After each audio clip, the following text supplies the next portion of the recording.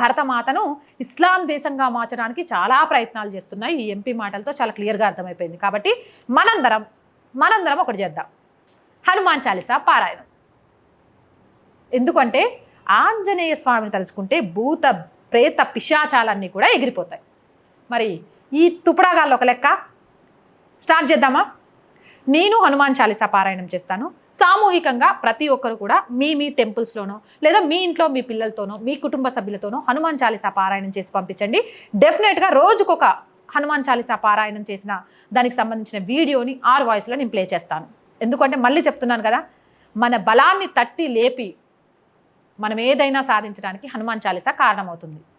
కాబట్టి మీరు చేస్తారని ఆశిస్తున్నాను. నేను కూడా ఫస్ట్ నేనే స్టార్ట్ చేసి రేపు సాటర్డే చాలా మంచి రోజు హనుమాన్ చాలీసాని రీల్ రూపంలో మన ఛానల్లో అప్లోడ్ చేసేస్తాను.